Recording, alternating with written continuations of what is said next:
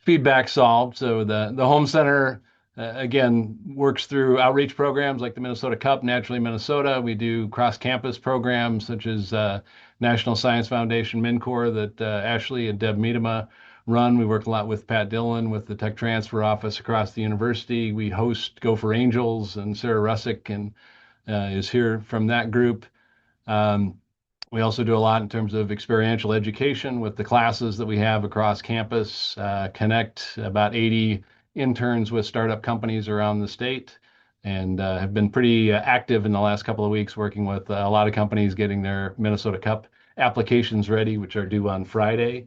And we're excited to have a panel today to talk about truly the earliest stages of raising capital. So well, we'll be pulled a little bit by our founder on the panel, Claire Richards, into venture capital. Really, this is about the very earliest stages of building a business and trying to manage how you spend your time and how you build the business kind of prior to funding and how you prepare yourself for potential sources of capital.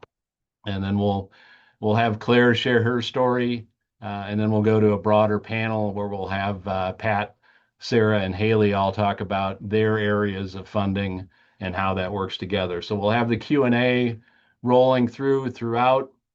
Ashley will be monitoring that, and feel free to jump in and interject with questions as we go through. But I'm going to set up kind of the discussion just a little bit, talking about the fundraising process and a little bit of advice, from the literally thousands of students and tens of thousands of folks that have gone through the Minnesota Cup over the last 21 years that I've been here. So we'll talk about building the business first and then attracting the funding, talk through the process, as I said, turn it over to Claire, and then talk through the panel. So in terms of why startups fail, there's a lot of lists. They all are generally consistent. Usually they start with running out of cash. I think more accurately, the biggest failure of businesses is, and as we see in a lot of our lean startup classes and other experiences working with both students and alumni, there's not a problem that they're solving or really not a fundamental need. And I think if you look at the, running out of capital, usually that's more of a symptom of, not finding that product market fit or not having a business model in place for that. So prior to raising capital, really our push is to, work at building a strong foundation in terms of the business. And I think, having seen a lot of entrepreneurs run off and try and raise capital first before building the business, you can waste a lot of time. And quite frankly, in a lot of situations, you don't know what you want to build necessarily, who the customer is, what infrastructure you need, what people you need, and things like that. And investors aren't going to invest in plans. They want to see progress. And I think what we've seen and through these panels as we've, broadened it to include some founders and kind of go in depth on some of the stories, it's not typically a race to the market, and everybody assumes they want to be the first one going out there. Much more important to do it thoughtfully and do it well, as opposed to necessarily being the first company. So one mental model I want you to keep in mind, and hopefully we'll see if Claire is consistent with this, early on, as you're conducting the customer discovery and starting to put together what you think is a compelling business model, really keeping the cash burn low and give yourself enough flexibility to learn and adjust and figure out, again, what really the service or product that the market needs and the fit, and figuring out the economic model in terms of pricing and how you're going to grow.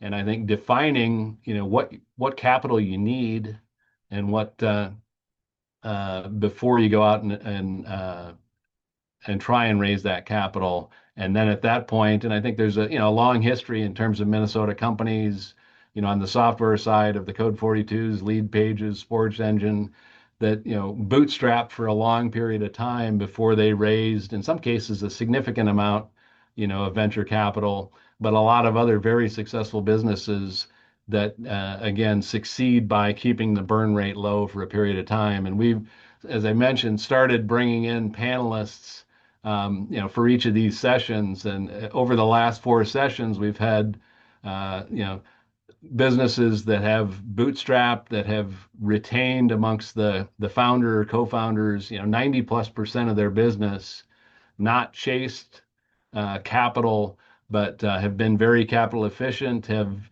been able to manage their burn, keeping their jobs for a period of time, swapping with the different co-founders. And Anders Olmsson was just on Shark Tank a couple of weeks ago. These companies have grown, up to several million dollars or tens of millions of dollars, without a lot of capital, but have built a foundation and retained the equity as they go forward. So if you look at the trends kind of since, lean startup concepts were introduced, about 15 years ago, quite quickly, and the green line, points out before raising a significant amount of money, the vast majority of the companies have generated revenue, and you need to have a lot of customer discovery done. You need to have revenue before you're going to raise significant amounts of capital, and that's just kind of the entry point for having those type of discussions at this point. And short of medical devices and some other areas where it's difficult, virtually every business needs to demonstrate that progress. And even if you did have the funding, and I've been in situations there where you raise a lot of funding early on, you don't necessarily know what to spend it on. And if you go out with an aggressive plan that isn't fully thought out and raise the capital, you can be pressed into spending money on the wrong people or not making the plan, and it can be harder to change downstream. So keeping the burn rate low gives you enough flexibility to change things and really define the direction as you go forward. So in terms of fundraising, answering the basic questions of, how much money do I need, when, what are the sources, and we can probably, some of it we'll get into the Q&A, but, valuation terms, things like that, we can go through. You've got to start off in terms of what are the goals of the founders. Are you doing this? The classic is, do you want to be rich or the king? Are you doing this for financial success individually, or do you want to control the company and run it for a long period of time, maybe transition it to your kids, things like that, and that will dictate, the types of capital that you go after. And once you bring in external capital to the business, be it angel investors or venture capital, you're committed to selling the business at some point and giving them a financial return. And once you bring venture capital or institutional capital in, you've effectively given up control of the company and locked yourself in a track to exit the business within a reasonable amount of time. And venture capital requires a certain set of conditions. There are over 5.5 million companies formed in the United States every year. About 4,000 new companies get venture capital, their first round of venture capital each year. So it's not 1%, it's 0.1% of the companies. So it's really the exceptional situations where there's very disruptive innovation, a scalable business opportunity, the potential for investors to come in and get a 10 plus times return on their investment. And it's also those situations, unlike what I talked about earlier, where, being the first mover may not be necessary. Usually these are, somewhat of the first mover, the land grab type situation where, there's a requirement to get big sooner rather than let the market pass you by in that situation. How much money you need, and I think there are a lot of companies going through this right now for the Minnesota Cup in terms of, what does that look like? How much do I need to invest? And kind of what's my burn rate for a certain period of time? And what are those early costs on product development, some of the R&D, some of the customer discovery that you have to do, bringing in the right founding team, hopefully managing the burn on that. But what does that look like over time? And adjusting that and starting to think about what can we fund upfront with kind of amongst the founding team, friends and family, getting some of the grants that we'll talk about with Pat Dillon on the federal level or some of the local ones as well, and then starting to look at as you're still kind of sending money out the door, what types of equity capital in terms of angel funding or institutional funding, is available. And then as you start to generate some cash flow positively, that starts to unlock other opportunities with different lenders or different banks that can come in even at a riskier time period, but once you've kind of proven out the business model. And as you go through this, one of the big themes that I'll push and would strongly recommend, if you can adjust that, kind of bend that line so that you're not burning as much capital early on. And having been, I mean, I was the company that we sold to Verizon, I was CFO, and we were burning $5 million a month, and had a SEC reporting company. And it's difficult to juggle that type of situation. If you can avoid, again, getting that burn rate that high, and keep the requirements reasonable, it gives you a ton more flexibility and makes you more attractive for investors once you're ready to invest more aggressively.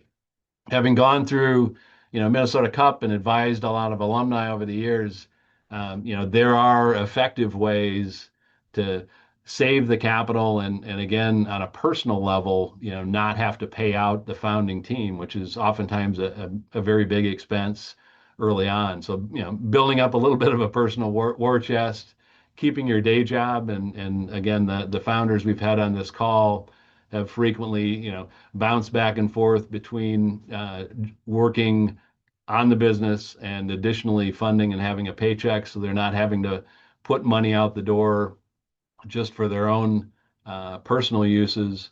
Working a side hustle in terms of the startup, having this be something that you're not quitting right away, not doing that too long, but at least proving through again those early stages before you take the jump. We've had companies come through the Minnesota Cup where executives with a high standard of living have downsized their home and adjusted their cost of living, realizing that they're going into an entrepreneurial mode, and it's not going to be a 2 or 3 year situation. It's going to be a 5 or 10 year cycle of building the company and being able to either exit the business or get it to the point where it can support some higher salaries. So making some significant adjustments in terms of preparing for this in advance. A lot of times, we've seen spouses kind of bounce back and forth in terms of sharing their responsibilities, or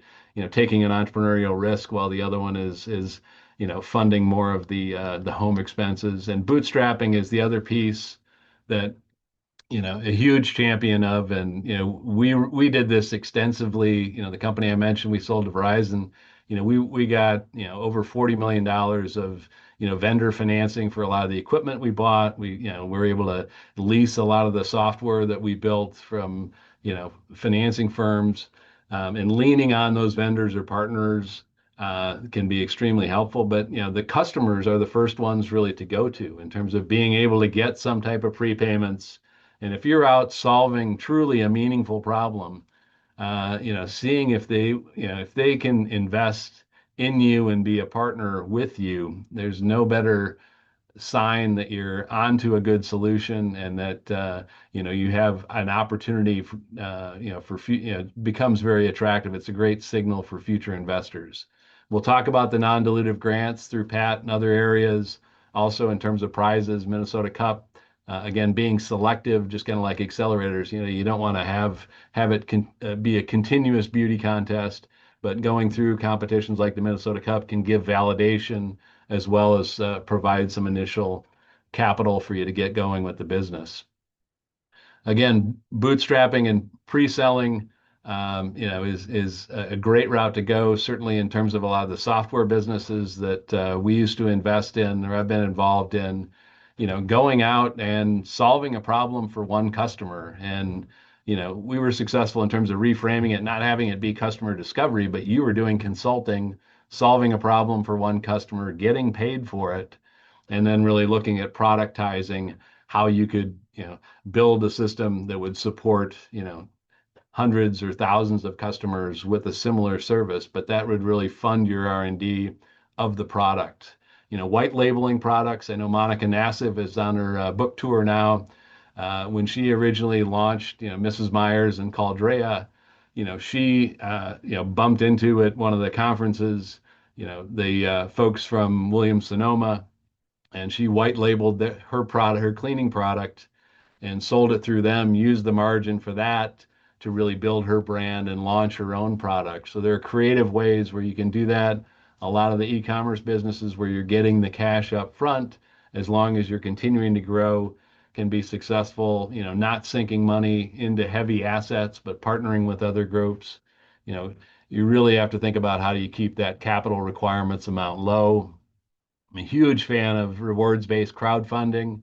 The Statue of Liberty was the one of the base for it was one of the original uh, back in I think 1870 in terms of the French had given us the statue, but we didn't have a base for it. Cities were fighting over it.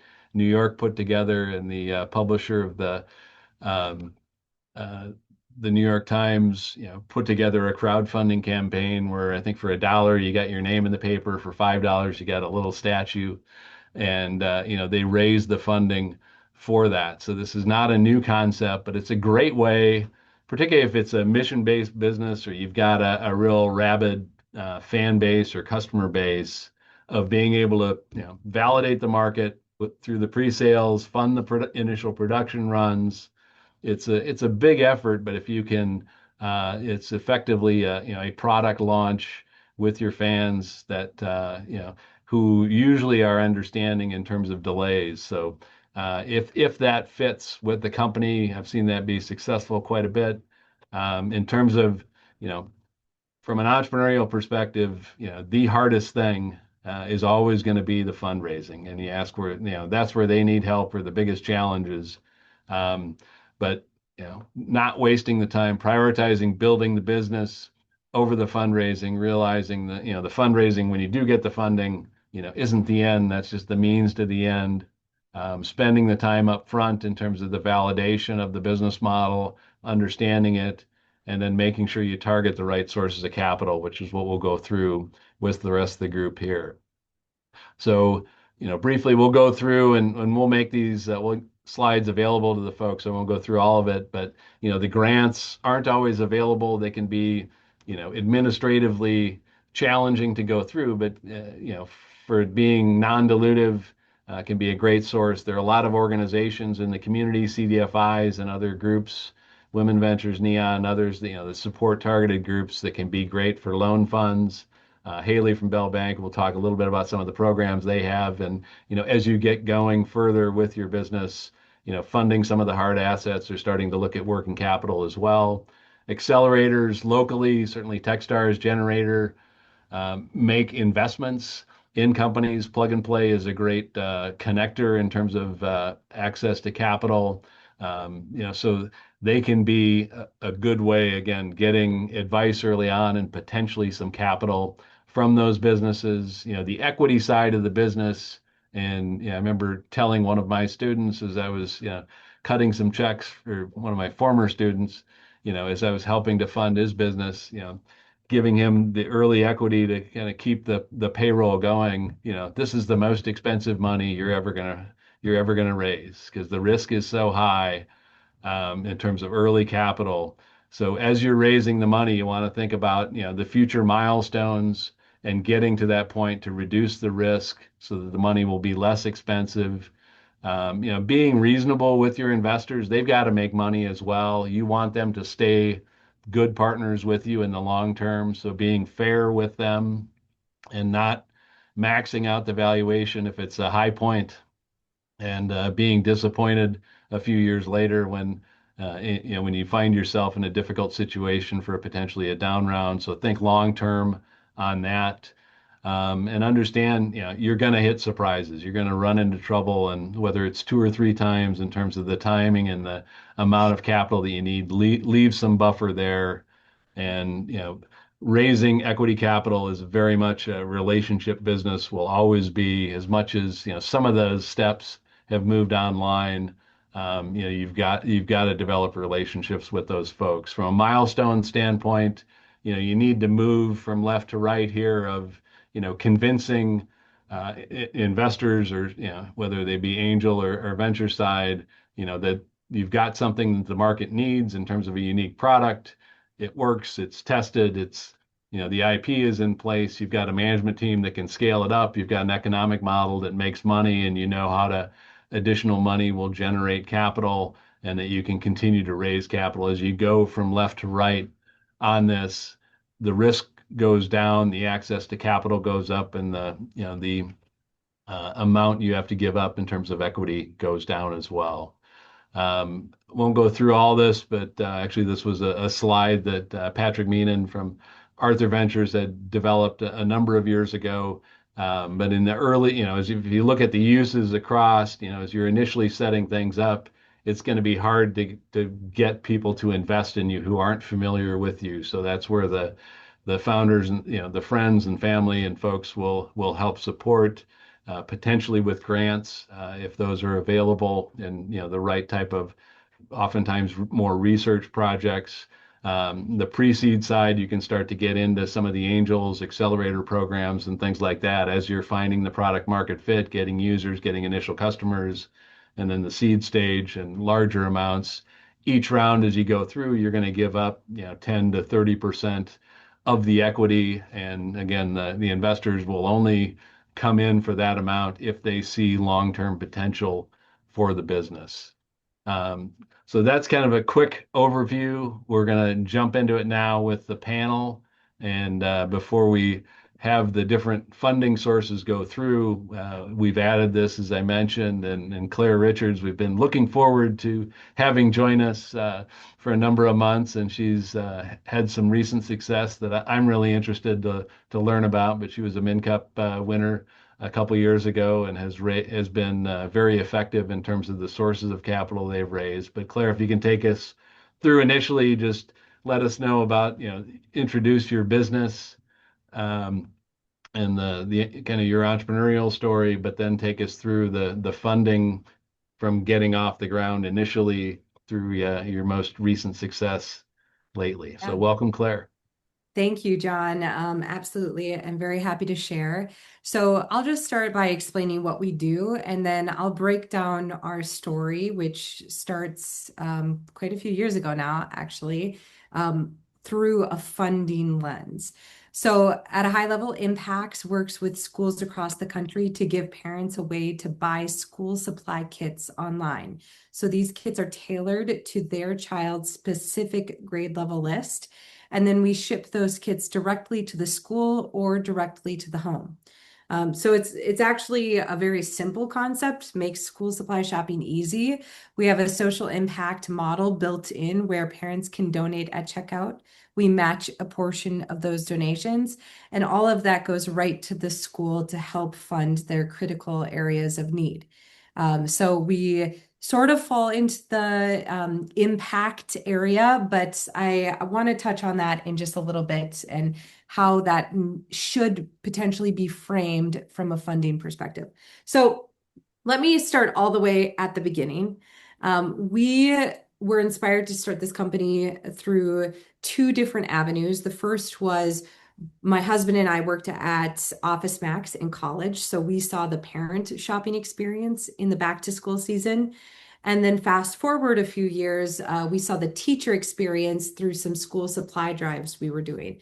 So we did about 3 years of research and officially decided to launch in 2020. And this was pre the pandemic. And I won't go too much into the details of like some of the ups and downs we've had. I'm going to try to focus mostly on the money story. And we have a pretty interesting money story. We've bootstrapped, we've raised angel funding, VC funding, we've received pitch dollars, grant dollars, we've secured traditional lines of credits and loans. We've received private loans. So we've been like all over the place with our funding strategy. And what makes this slightly more complex is we are a seasonal business rooted in a physical product. And the fact that we're selling a physical product makes us not as appealing to a lot of funders, which I'll talk a little bit about as we go through this story.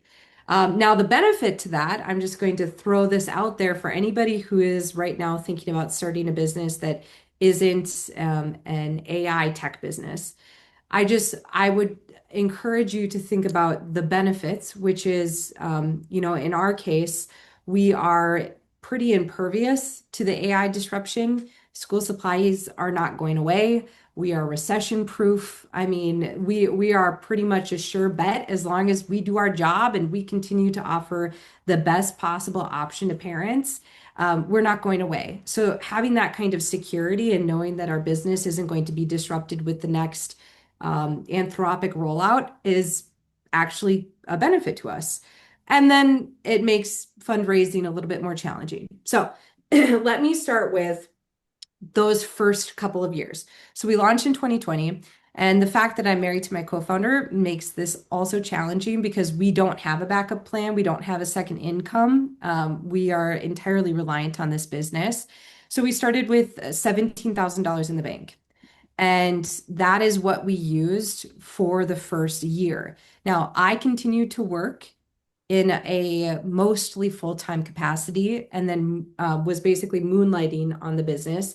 Brandon switched to full-time much sooner than I did on the business. So we did have we had one income and health benefits and things like that to help pay for our mortgage. But that pretty quickly changed. And we ended up selling our house and using that as a springboard, the money we made off of that sale, to help bridge us as I left my full-time job and we went all in on the business. We raised our first capital, our first angel investor capital in late 2021. So nearly 2 years after starting the business. And at this point, we had sales, we had traction. It was still pretty small. We were still basically a basement business, but we had enough traction to garner the interest of two angel investors. And this is non-traditional. We did not know these investors. They were not family or friends. We had no interaction with them prior to meeting them through G-Beta. So to date, we've done ILT Academy, we've done G-Beta, and we've done Beta. And all three of those programs have contributed to our ability to raise capital in different ways. So in this particular case, we'd gone through a G-Beta startup program that had connected us through speed dating to two angel investors who happened to have previous experience at a company called LifeTouch, which is a school yearbook company. So they were really familiar with the market. They felt very comfortable investing for that reason, and they each invested $50,000. So by the end of 2021, we had sold our house and had some money in the bank from that, and then we secured our first $100,000. Now, this is a very capital intensive business. People assume that it's a low margin business. That's not necessarily true. Our gross profit margin is about 40%, which I think is quite good for a physical products company.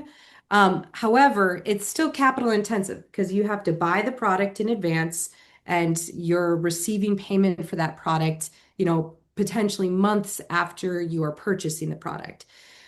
So really early on, we focused on building out good terms with our manufacturers. When I say terms, what that means is you place an order with Crayola and they allow you 30 days or 60 days or 90 days before you have to pay them. And so in the physical products world, securing good terms with your manufacturers is really, really important. So we started focusing on that as early as we could. And meanwhile, we're just burning through the cash, right? We needed money to live off of, but we were basically just draining our savings as slowly as possible. A lot of that money went into building out the platform and some of the early marketing expenditures. So fast forward, and I'm just checking my notes here because I want to make sure I give you like a full picture of what this looks like. So fast forward 2023. We had about $250,000 in revenue annually at this point. And it was at this point that we closed our first seed round with a VC, Traction Capital, which is based in the Twin Cities area, along with some other angel investors. And so that seed round was 642,000 in direct equity. So the first round of 100,000 was in a SAFE as an LLC. At this point, we converted to a C Corp and did the full round as an equity round. And that initial SAFE converted at that time. At this point, we also secured an SBA-backed small business equipment loan for about $120,000 for some fulfillment equipment. And we secured an SBA-backed line of credit in the amount of $125,000.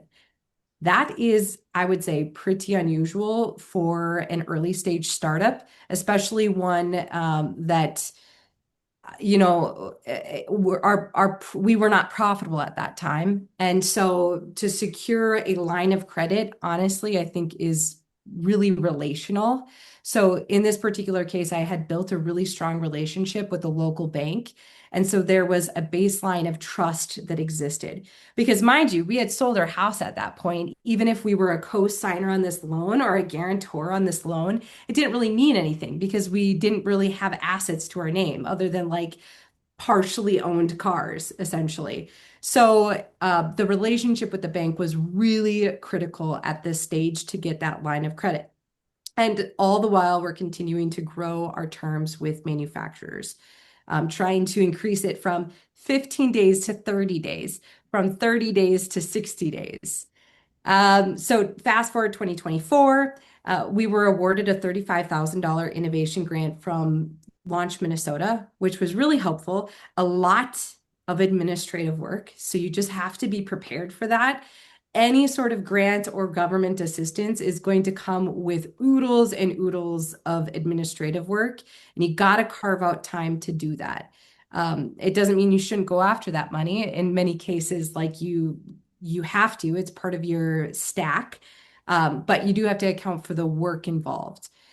2025, this is where money started to get really dicey. So at this point, a lot of the initial capital round we had raised in 2023 had been depleted. We had hired a team. It takes a while to onboard a team. And we had increased our burn rate dramatically, but we were still catching up on the sales side. So in the early part of 2025, we stopped paying ourselves, Brandon and I. Not great, but sometimes that's what is required of you. At this point, we secured an 18-month private loan that came with warrants attached, which is not ideal. I would say that's never a situation you necessarily want to be in. But then when you look at the situation and you acknowledge, like, either we go this route or we let the business die on the vine, it becomes a pretty easy decision at that point. We also secured a short-term loan with moderate interest for $30,000. We increased our SBA line of credit from 125 to 300. Later in the year, we won the Minnesota Cup Education Division, which came with a $25,000 grant. And we also experimented with an inventory financing company called Kickfurther this year. So 2025 was just like every potential money issue we were like dealing with. It was kind of a brutal year. But that led into 2026, which we are just ending Q3. In the last month, we closed $1 million capital round through what's called a special purpose vehicle. It's just another structure for capital in the primarily VC and angel investor world. And right now we are actively exploring different inventory financing options. So just to summarize, some of the biggest mistakes that I've seen founders make is early on when you do secure capital, your instinct might be to hire a sales rep because a lot of founders see that as maybe their least desirable part of the job. I've seen lots of founders waste lots of money on sales reps that they're not ready for. Sales reps are really high risk. and the likelihood that a sales rep is actually going to turn out or be able to sell even close to what you as a founder can sell is pretty low. So that's a big mistake I've seen founders make. Trying to raise capital before validating your business and generating revenue, you're going to waste a lot of time in investor conversations that go nowhere because pretty much every investor, especially in Minnesota, is going to want to see revenue attached to your business before they're willing to invest. At least that's what I've seen. Maybe there's an exception for medical device, but that's a whole different ballgame. And then the other thing I was just going to highlight is it's really important that you don't spend too much time trying to force fit a solution. Like you can't rely on pitch event winnings. You can't rely on getting a grant. You can't rely on a government assistance loan. And you can't spend too much time trying to make those things come to fruition. You would be better served to figure out how to make money with your business in order to leverage that in order to secure the financing. We actually just recently, I fall into those patterns too. We spent, 3 months trying to hunt down a particular loan, the deed growth loan, and it didn't go anywhere. And I should have, even at the early stages, recognized like this is not worth the effort of trying to secure it. Instead, I spent hours trying to foster that into being that would have been better spent in other areas. So you just got to be really cautious where you spend time when it comes to finding financing solutions. Okay, I'm going to pause there. I feel like that was kind of a lot.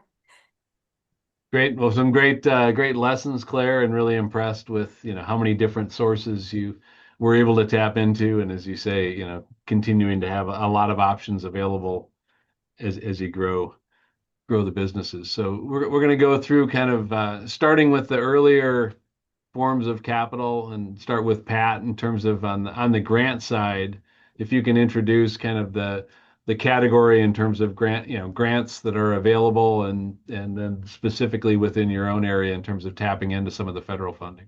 Sure, absolutely. So thank you, John. And Claire, you are a woman that does not give up. So kudos to you. Thanks. So I'm Pat Dillon, and we work with companies on federal funding, non-dilutive funding of through the Small Business Innovation Research Program, Small Business Technology Transfer Program, which commonly is referred to as America's Seed Fund, which is in kind of in limbo right now, but hopefully by mid-April we should be back in business, and business meaning that it'll be reauthorized and companies will be ready to participate again, and agencies will be issuing solicitations so that companies can submit their proposals and get funding to support their technological innovations across the spectrum of science and technology. And this is, of course, non-dilutive funding, and it's made up of about three phases, and it's a long haul, and it's very competitive. And so we're here to help companies navigate that federal R&D space that can take months or years to get from ideation all the way to commercialization. And when I think about some of the things that John talked about, with the different the various forms of funding, debt, equity, this is all part of the capital stack, and that for companies that are pursuing federal funding, this is all very important because in our world, it's all part of telling that story, and it's all about taking something from the lab, if you will, all the way to the marketplace. And this is all part of the story, all part of getting something from the lab to the marketplace. And so this is all very, very important. With what Claire is working on, very important. And I'm really, thrilled when entrepreneurs think of, experience something and they come up with a solution. And, I have to give a kudos to Claire because I've been kind of watching her from afar. And I shared this with her a couple of weeks ago about how impressed I've been with her and her tenacity to overcome the barriers and challenges, and to get where she is today is really quite commendable. So is there something else that I need to say? Yeah, no, that's a good introduction. We'll kind of continue going along the next path, and oftentimes folks that get the grants will then start to look at the equity availability and angel funding. And Sarah's here, who's been leading along with her husband Dave, Go for Angels over the past 15 plus years. I think invested in over 100 Minnesota companies, and really been tremendous leaders in terms of improving the access for startup companies to angel investors. Hi, thanks, John. And thanks for that story, Claire. That's terrific. It made me smile a lot because I've been through a lot of those things myself too. I'm Sarah Russick, and like John said, founder of Go for Angels. And Go for Angels focuses on investing in that section of companies, that section of your growth between um, sort of friends and family and founder dollars and venture capital dollars. And I mean, as Claire said, there's a lot of things happening throughout all of those stages, but essentially that's where we come in. A couple of things to note is that, first of all, as a group, we're on the side of the entrepreneurs. We want to invest in companies where we can add value and be helpful. And to Claire's point, looking for that alignment with an investor is really important. If an investor doesn't understand your company or your market or your product or your problem, they probably won't invest. And so we try to make it efficient by bringing companies in that have a good chance of getting funded by our investors. The kinds of companies we invest in, wide range depending on what our members are interested in. And our members collaborate on investing and doing the diligence, but they each write their own checks, and some of them will turn and sit on a board or become an advisor also for companies they're interested in. So they can really add a lot of value. The industries are primarily med device and healthcare because of where we live, Medical Alley, Minnesota. We also do a lot of B2B technology, SaaS and AI, enterprise AI, and very few of the consumer goods because we just don't have the experience in those spaces. And so there are other groups that are much better at those investments than we are. Our average check size is going to depend on what the company and industry and the stage you're at. We invest from pre-seed, seed, and Series A. And we typically write anywhere from our first check in at $100,000 up to $600,000. And we will go on and follow on and continue funding a company through their growth if they keep meeting milestones and performing and building value in their company. A lot of times we'll follow in on a deal, and we've reached a couple of deals over $2 million that way.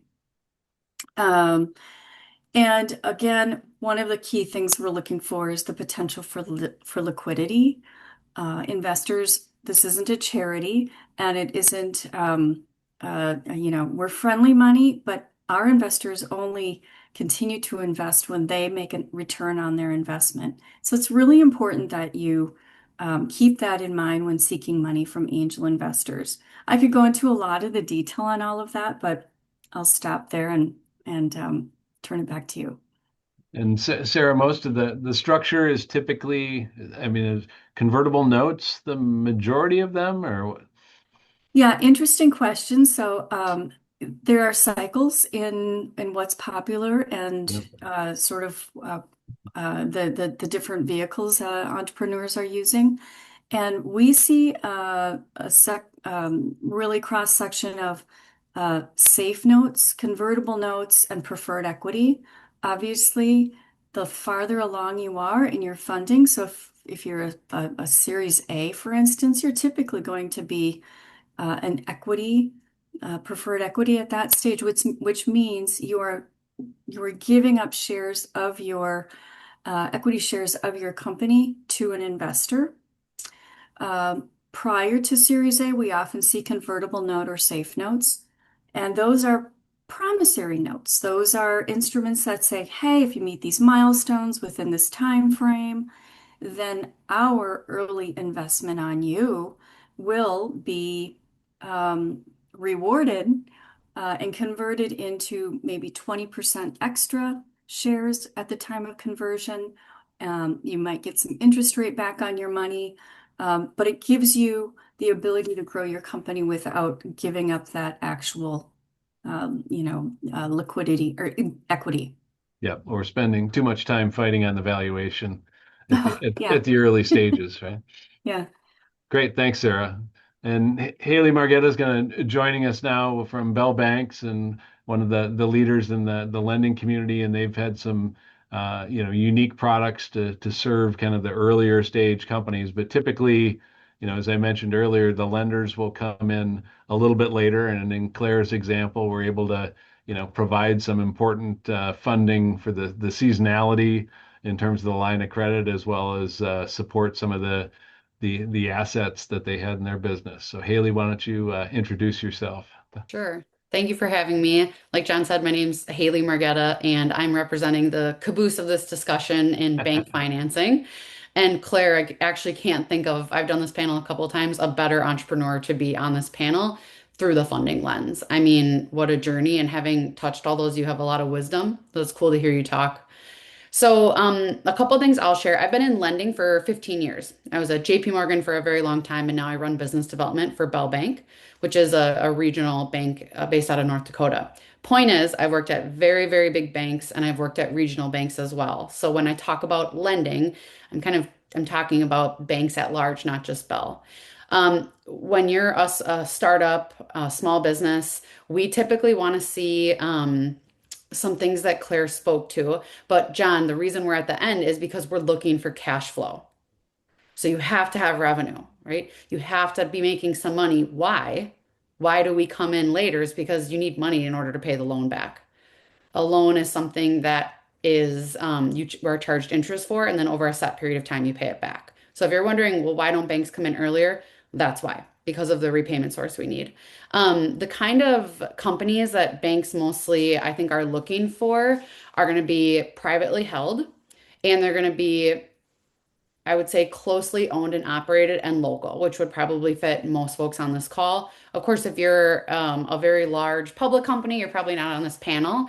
So, or I'm sorry, on this call. The other thing I wanted to mention is that I think one of the most important things when you're actually looking for a bank, like Claire said, is that you're starting with relationships first. And we'll talk about that a little bit more when we talk about lessons learned. But I'm happy to be here and happy to answer questions. I see the personal income one. Can you use your personal income? The answer to that is yes and no. There are times where people can look at your personal income to help you qualify for a business loan.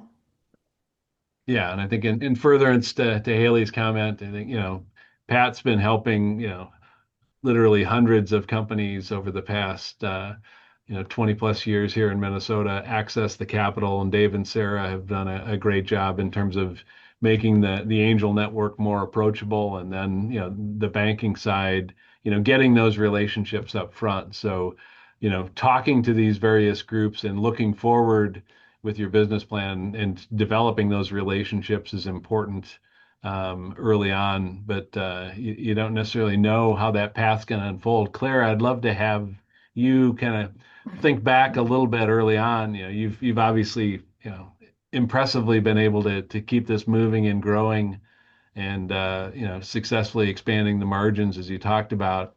But if you were what lessons have you learned, or what might you have done differently in the early days as you went through? And summarize for us a little bit of what your advice for companies, back in your 2020 or 21 years. Well, back in 2020, neither Brandon or I had any awareness of like what a high growth startup was, what equity, financing, capital, like we had no awareness. I worked in marketing at a marketing agency. He worked at sales at a logistics company. We had no background into the different types of financing. What do banks look for in order to extend financing? And so, like, if I could go back and change something, I'd probably like educate myself more so on the different types of capital and what it takes to access that capital, because it's really frustrating during the learning if you are desperate for money. It's really hard to be in like financial straits, and that's when you learn, oh, this is what banks are looking for. Much better to know those things up front and not chase down false leads and not spend time in areas that are not going to benefit you. I'll go back to the banking relationship.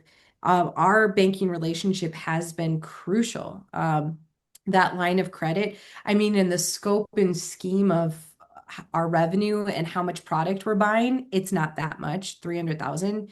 I mean, we're forecasting to do about 3.2 million this year.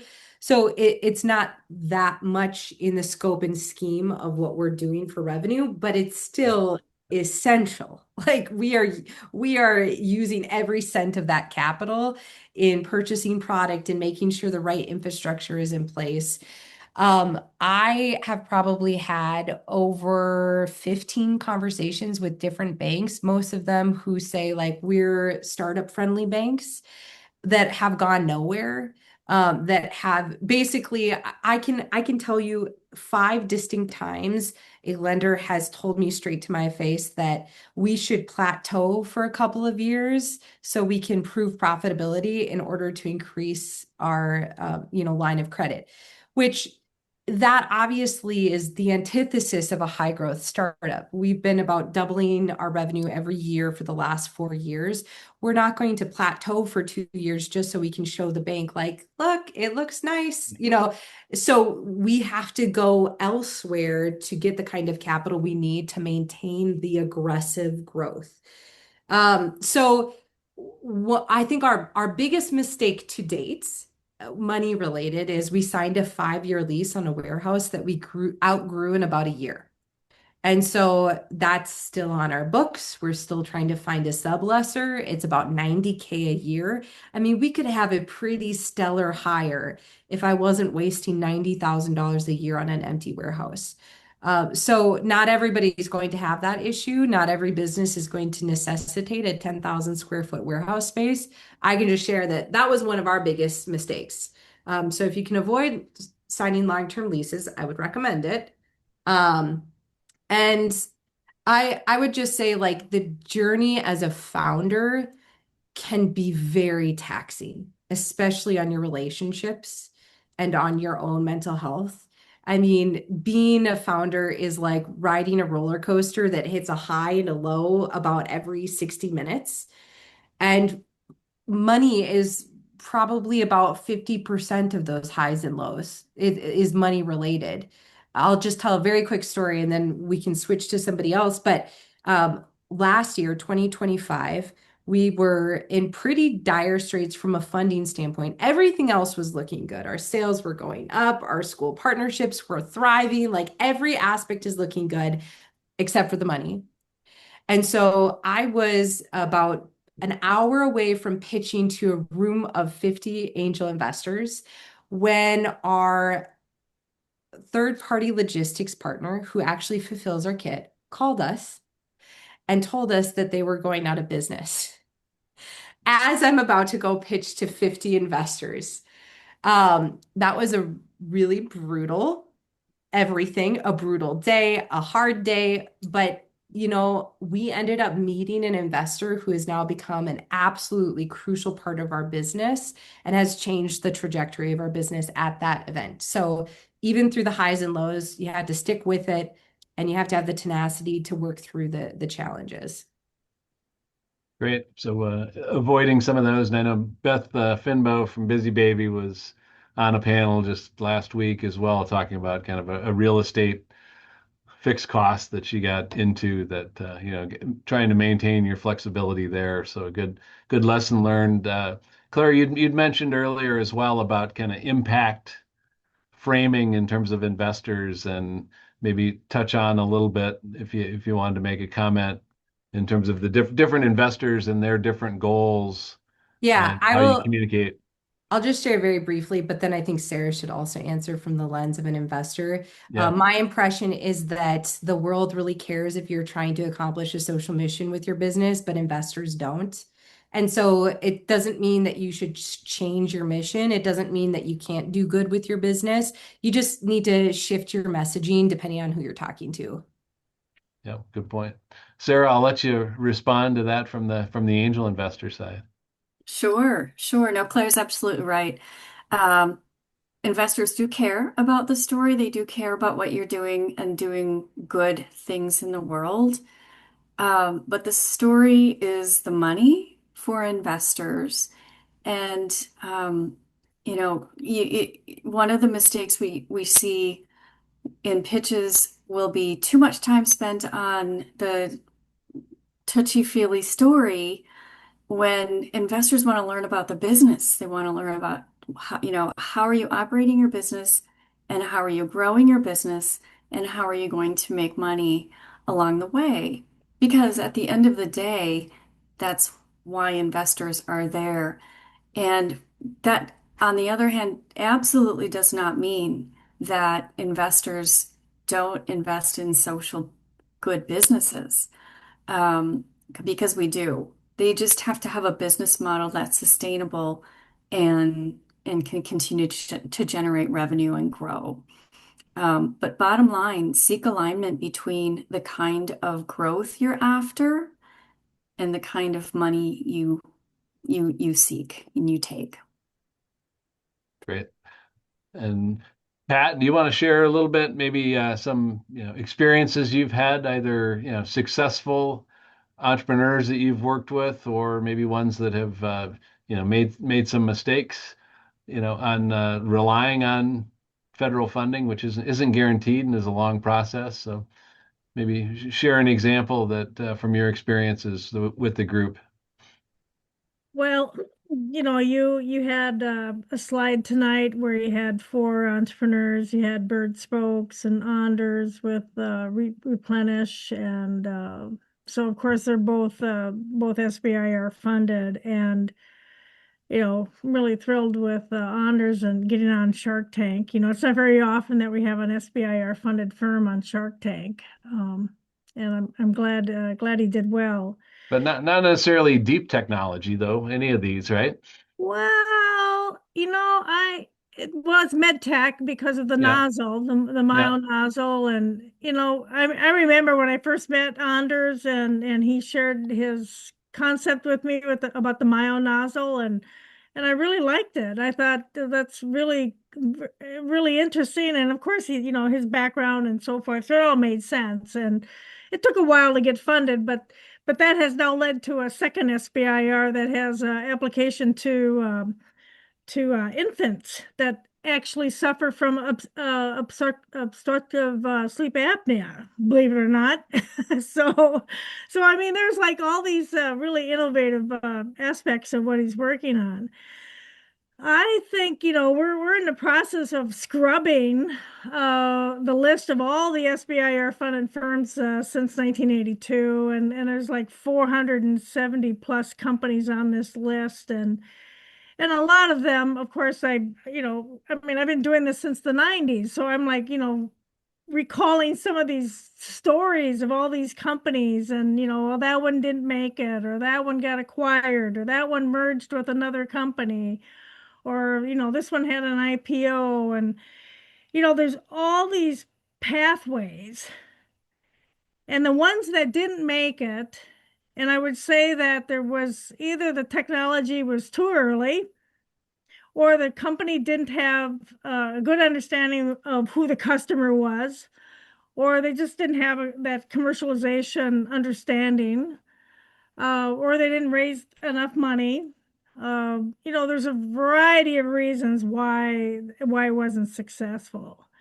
And it would be really good to go back and, talk to some of those founders, but, I'm sure they all would have a different story as to why they didn't make it. And maybe for some of them, it would be a very painful story. And I know in some cases it would be.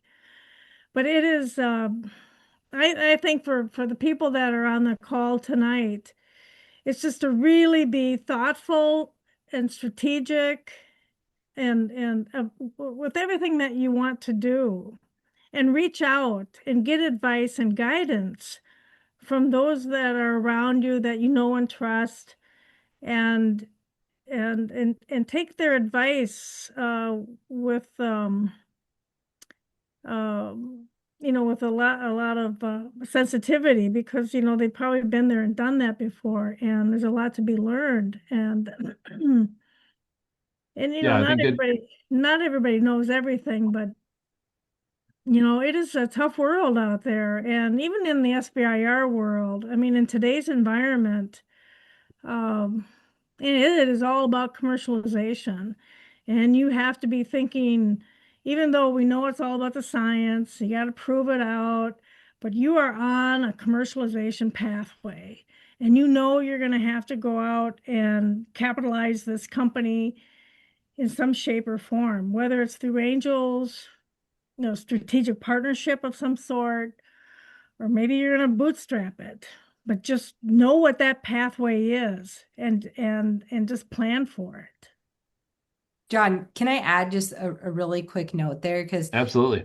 Pat, you mentioned something and it sparked just a thought in my head. You said about 450 companies since the 80s have been funded through SBIR.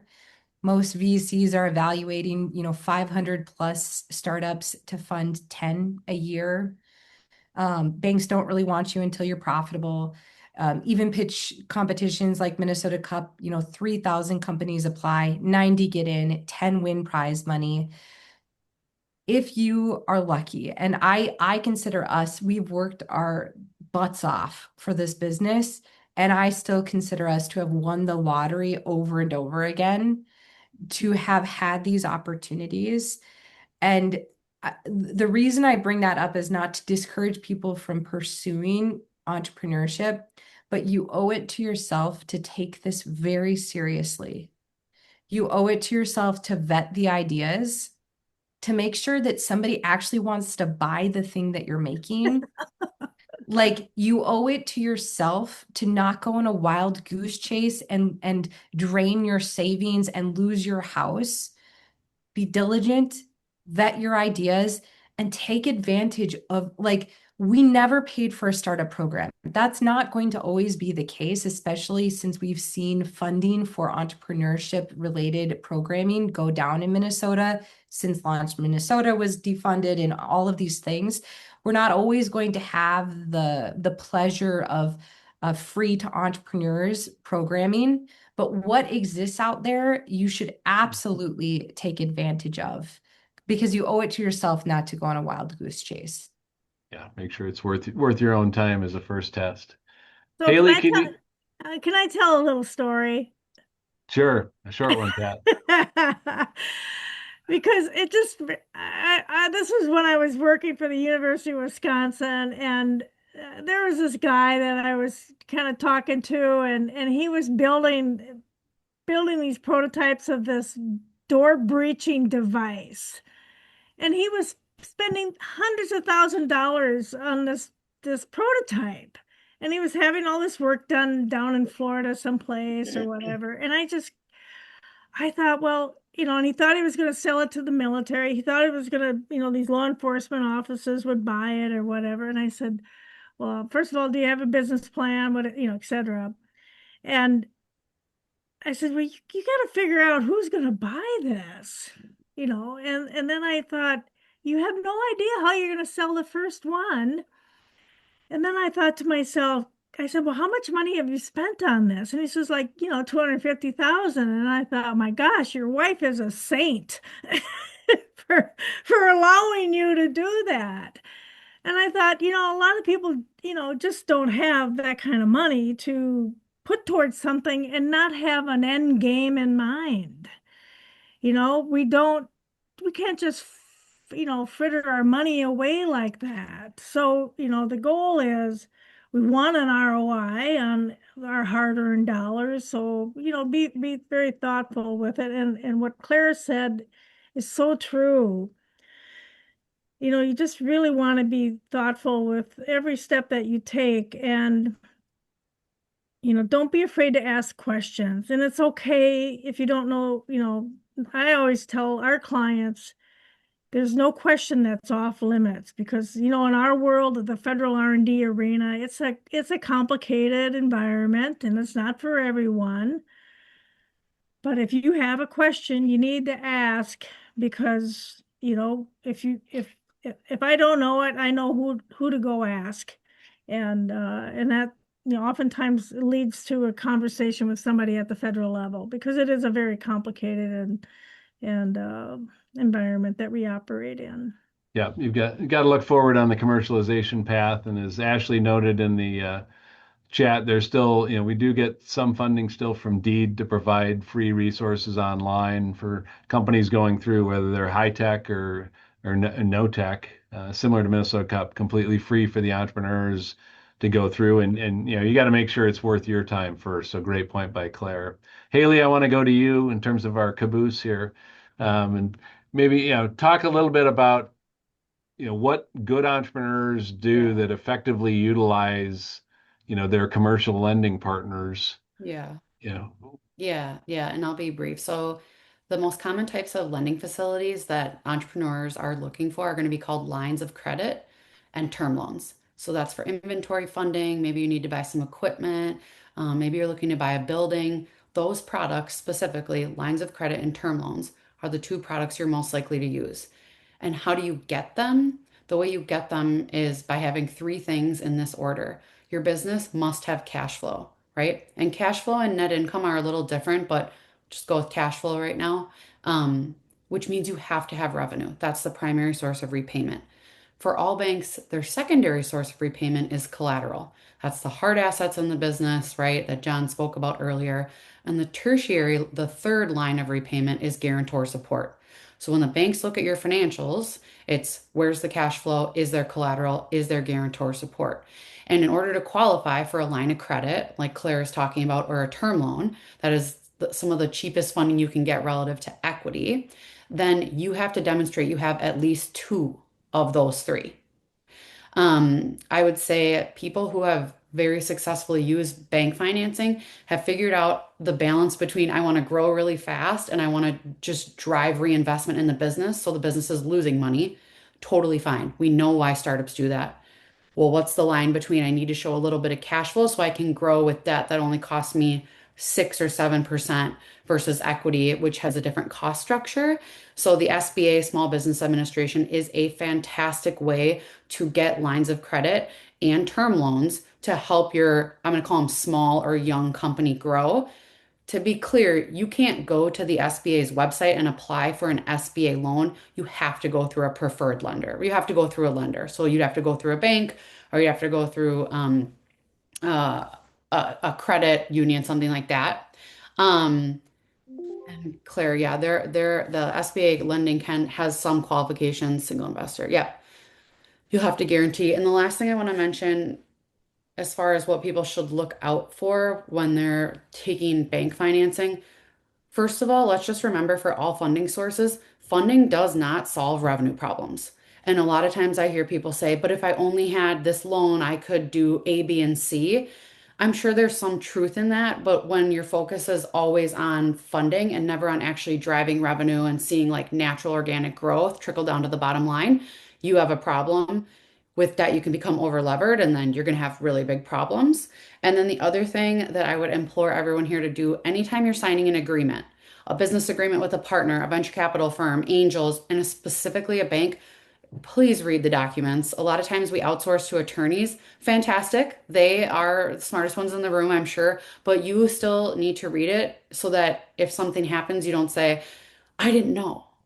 Oh, really? I don't remember that. Like you need to read those, and that's where I've seen entrepreneurs also make mistakes when they have bank debt or frequently anything else with a contract. So, yeah. Great.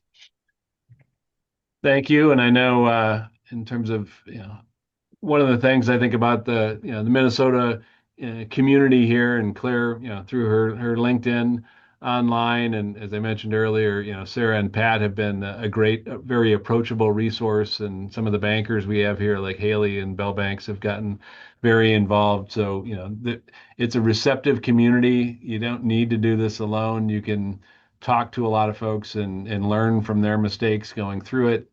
Minnesota Cup, we had, I think, about 50 people last night working on their applications over at Minneapolis Cider Co. The applications are due on Friday. There's still an opportunity for you to, get involved in that. And, and as Claire mentioned, it's only maybe 20 companies that receive funding, but about 90 of them get paired up with mentors each year. And then, by throwing your hat in the ring, you get on the lists. And, we try and some of the value, we both provide feedback to every company that applies, and we connect them with resources like the different angel groups and folks like we have on the call today. So, in terms of Minnesota Cup deadline coming up, mini bars, another event. If you're in the tech community, a great free conference to go to.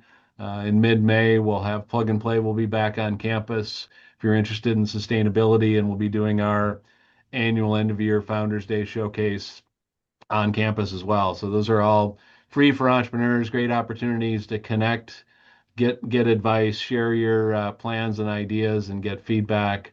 But really appreciate each of the panelists being with us tonight. Claire, you appreciate you sharing your story, both the challenges and the successes, and the ride that you've been on. But really proud of you as a Min Cup winner previously, and great to see how you've taken advantage of a lot of the different resources available throughout the state. So thanks everyone for being here. We'll make the slides available. Ashley will send those out to folks. Any last comments from our panelists? Thanks for having us. And I 100% encourage everybody to apply for Minnesota Cup. The process is well worth it, no matter how far you get in the competition. Such an incredible network, and show up. Like, that is the number one thing. Show up to the startup events. We have a robust startup community. That goes back to, like, you owe yourself. You owe yourself to figure it out and do it right. And part of that is showing up. I echo that. Well said. Likewise. Thank you, Thanks, everyone. Great to see you all. Thank Thank you. you. Bye. Bye.